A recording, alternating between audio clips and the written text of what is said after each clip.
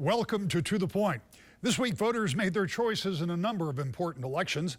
Governor Whitmer, Attorney General Nessel, and Secretary of State Benson were all re-elected. All three ballot proposals were passed, which will bring changes in term limits, the way we vote, and how abortion is dealt with in the state. As significant as the outcomes we just spoke about is the change in leadership in the state House and Senate. Voters elected Democratic majorities to both chambers for the first time in decades. In addition, the incoming caucuses selected the first black Speaker of the House, Representative Joe Tate from Detroit. And the Senate Democrats chose Senator Winnie Brinks from Grand Rapids to be the first female Senate Majority Leader. A new set of legislators, a new majority, and a new agenda all await when the newly elected members take office in January. This week, I spoke to both those who are about to be in the new majority and some members who for the first time will find themselves in the minority. First, Senate Majority Leader-elect Senator Winnie Brinks. First of all, congratulations. You've just returned from the caucus meeting where you were elected Senate Majority Leader. This is a lot of change that has happened in a couple of days. Tell me what your thoughts are as you become the first Democrat to lead the Senate in decades. Yeah, it's a really gratifying moment right now. We've worked for so long. I've been in the legislature for 10 years, and every 2 years, every 4 years, we fight for majority like our lives depend on it. So this is really gratifying for me after having been through so many cycles to actually come out on top, and not just the Senate, but the state House, and to have the governor return to office. It's all very gratifying, and I can't wait to get started. So obviously there's a lot of excitement in the Democratic Party, and particularly in members who have been elected. There's also a great deal of responsibility that comes with that excitement. So when you start to think about how you approach what you want to do in the Senate, what are your priorities, and how do you balance that with the fact that there are still at least 18 members on the other side of the aisle? Yeah, that's the question of politics, right? I'm really excited about the caucus that we've elected, that the people of Michigan have elected. We have some incredible talent coming to join us. We've got some great members who are returning.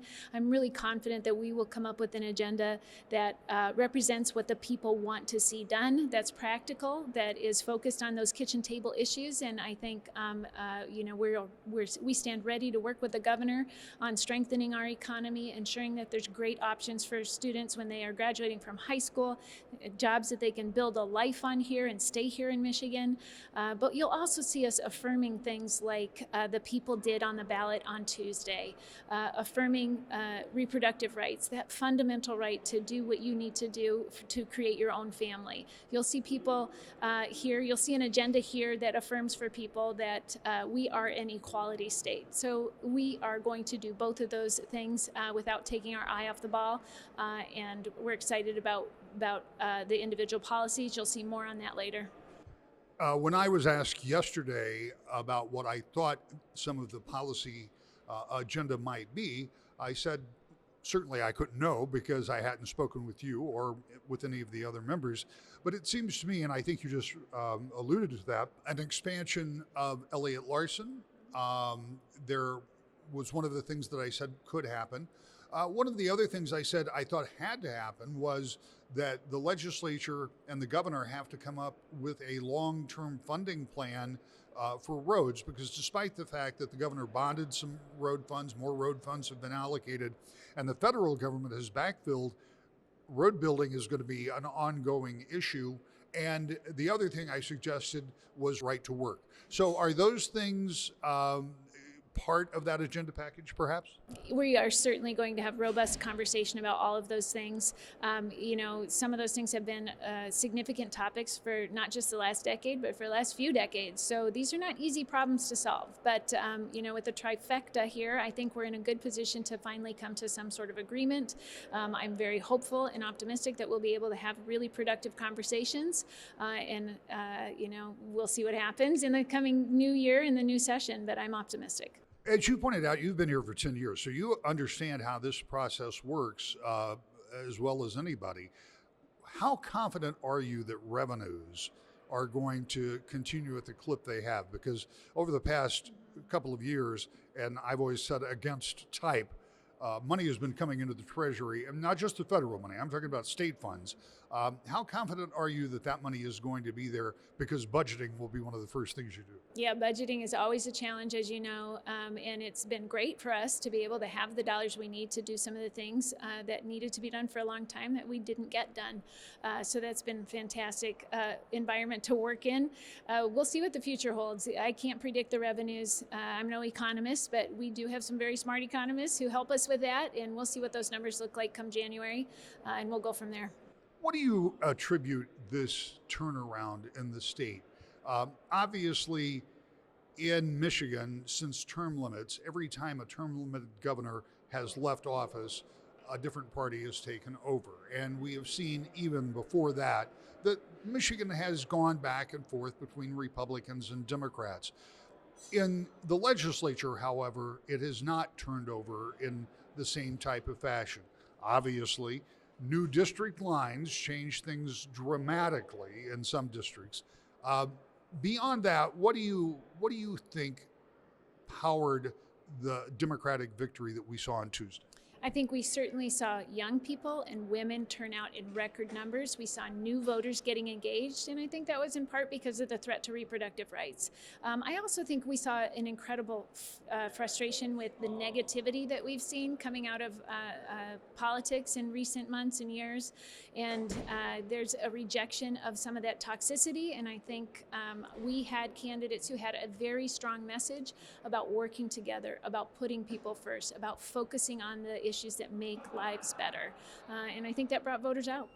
Democrats have long complained that they have been marginalized by the Republican majority. It will only be a few days until I hear the same thing from Republicans, I suspect. How do you work with all of the members, understanding it's your agenda, you have the majority, that you have the gavel, you have all of the gavels in both ends of that, the House and the Senate, but how do you try to create an environment where, if you need them, you have some of the votes from Republicans? Yeah, I think I'm in an ideal situation to be able to navigate those waters. I've worked really well with Republicans over the years who are willing to work with me, and I see the value in that. And I've had some experiences that have been great and some that have been not so great. So I have a model of how I'd like to see things go. And frankly, I'm willing to work with anybody who's willing to work with us to improve the lives of Michiganders. My final question is, this has got to be a pretty amazing moment for you, remembering how you started your career, you and I standing on the Calder at a moment that I don't think you had planned to run for anything.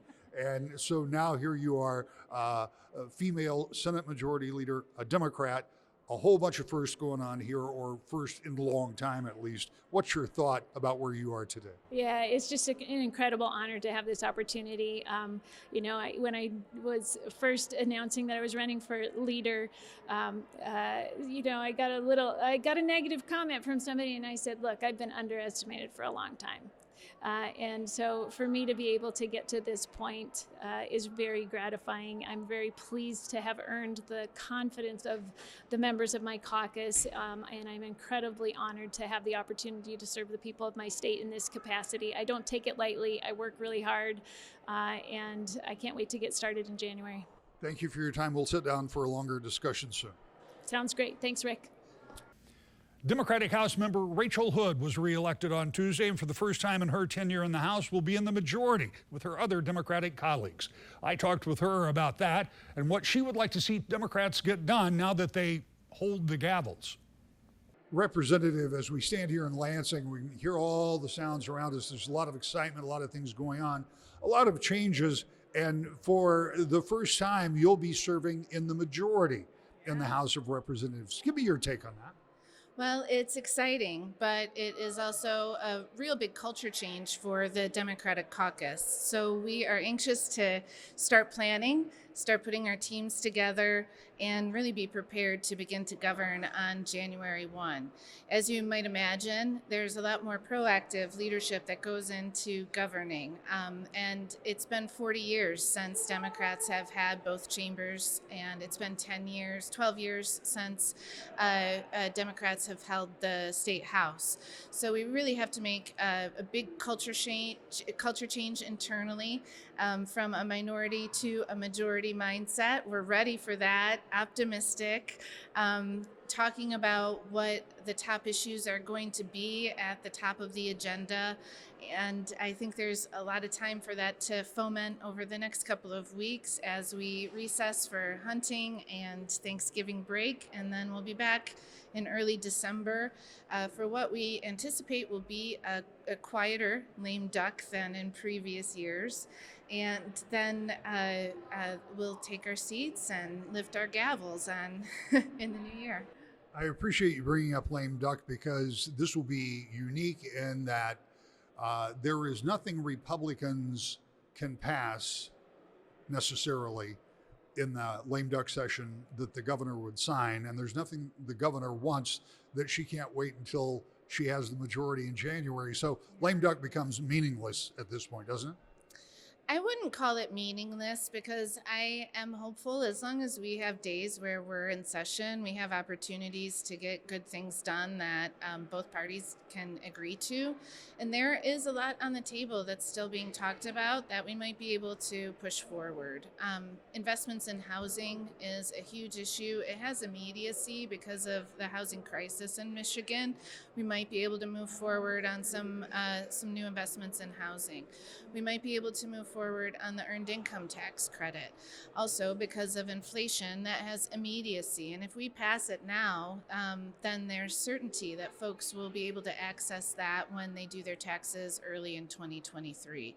So those are some of the things that we have been working on over the last several months that have had some viability. They were frozen in the midst of a very competitive race for governor and for the chambers, obviously. We're able now to put politics aside to focus, and hopefully we'll do a few things that are right for all the people of Michigan who we serve. Being in the majority comes with an awesome responsibility. I mean, obviously it's very exciting for Democrats, given particularly the length of time it's been, but what does it mean for you personally after having served in the minority and will get to serve this term in the majority? What does it mean for you? Well, in the minority, we spent a lot of time on the House floor waiting for information, trying to get information, working with our colleagues on both sides of the aisle to gather together the pieces of the story. In the majority, we write the story. We have this opportunity to proactively set an agenda to define what the conversation is, to define who's part of the conversation. And I think what we will find is that Democrats will center ourselves in a broad set of influencers and voices that represent the entire state. And we will have the responsibility of synthesizing all the information that they bring to us and understanding the best ways to move forward. We need to make sure that we get our bills firmed up and ready to go. We have packages that have been literally waiting for decades. One that comes to mind right away is the reproductive rights package that we need to submit right away and then begin to discuss so that our public acts are in alignment with our Constitution and we eradicate that awful 1931 law that so many people in the state of Michigan didn't want to live by any longer. So we've got a cleanup agenda, pulling old laws off the books. We've got work that is unfinished, like protecting LGBTQ rights in Public Act. We have work that is really about future setting and transformative, work that might include some budget adjustments, looking at new revenue structures. It may include stronger, better investments in economic development. We can define that agenda. So we have to be thoughtful, we have to be open and inclusive and centered in what is best for the people of Michigan. When you take a look at those things that have long been wish list items for Democrats, I think about right to work, and I think about the days that passed being here in this building and out on the lawn. Is that something that we will see revisited from your perspective? Absolutely. Without question, it is among our top priorities. When we come back, 2 Republican House members who won re-election but will no longer be in the majority. That's next. To the Point. Welcome back to the Point. Republicans in both the House and Senate are preparing for a new role, and one that none of them have experienced in their tenure in Lansing, being in the minority. It means, of course, getting a Republican agenda passed is not on the horizon, but it's more than that. Democrats, like Republicans before them, will control the agenda, meaning those on the GOP side may have little prior knowledge of what leadership is planning. And Democrats will control the schedule of the House, something Republicans have had the luxury of doing for years. State Representative Brian Postumus is preparing to take office for his second term, representing Northern Kent County, and talks about what lies ahead for he and his fellow Republicans.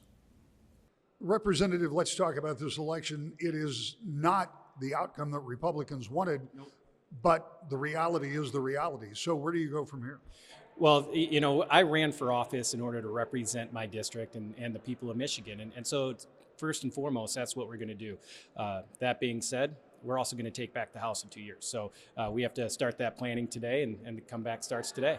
In talking with some members of the Democratic majority to be, some of their priorities are things that Republicans also prioritized, just from a different standpoint. So there are a number of things that may change in the short term. Things like right to work, for example. Yep.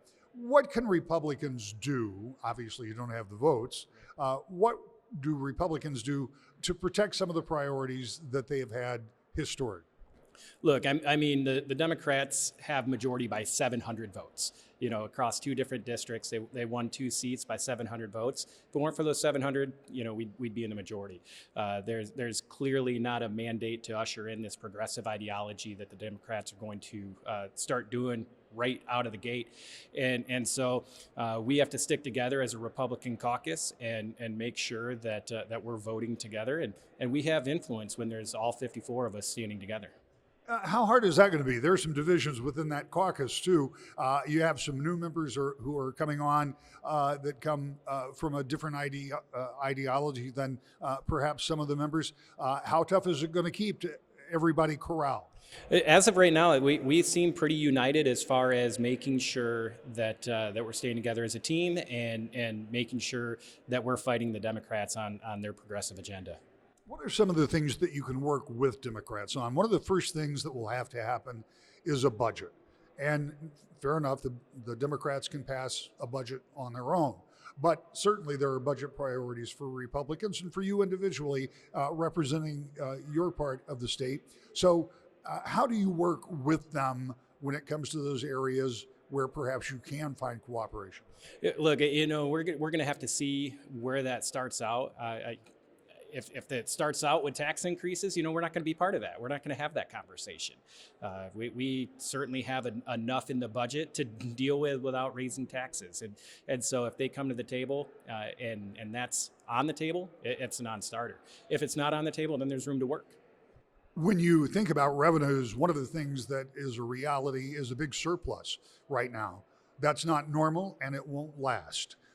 What is your thought going forward? And I ask people this and they say, well, I can't see the future. I get that. But the revenues that we have seen over the past couple of years have been, at least in my mind, surprising. And they have certainly been, not just in my mind, but as a matter of reality, they've been unusual. So what do you do when it comes to budgeting when you know that revenue stream isn't always going to be? So we've spent the last 2 years fighting back the Democrats on making sure that the funds that the federal government were just piling on us were used for one-time generational change projects. And we did a good job of being able to do that. I'm not so sure that that's going to continue. And so we have to focus on making sure that we don't create all of these new programs and long-term expenses on one-time revenue sources from the federal government. Representative Greg Van Workum is in the State House and represents part of Muskegon and Ottawa counties. He tells me his focus will remain the same in the majority or minority. Representative, let's talk about a new paradigm in Lansing. It's not one I suspect that you and many of your colleagues expected, but you'll come back in January in the minority. What does that mean for you? For me, I still do this job for the folks in West Michigan. I've got a new district with the Tri-Cities, with Grand Haven, Spring Lake, Ferrysburg area, goes all the way down near to Holland. So my job, being a representative, has always been focused on helping those constituents, representing those constituents. So that doesn't change. The dynamics certainly change, and how to go about doing that, yes. But overall, still the focus is trying to help out my community, making it a better place to live, work, and play. I know this is only a guess because you've never served in the minority, but does that become more difficult to get things done for the people in your community that you serve? Because obviously, previously you had the votes, now you may not. So I do have a little unique experience, having worked for two members of Congress that did serve in the minority.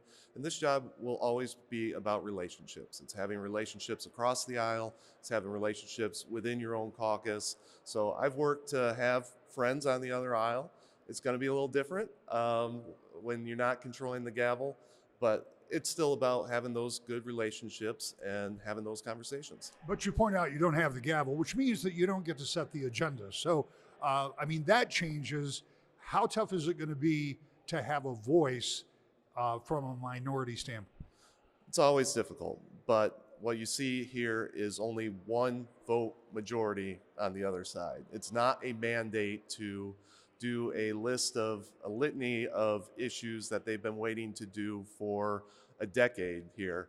You're going to have to work across the aisle. Otherwise, you are going to have clear, concentrated effort on their side to have all the votes all the time.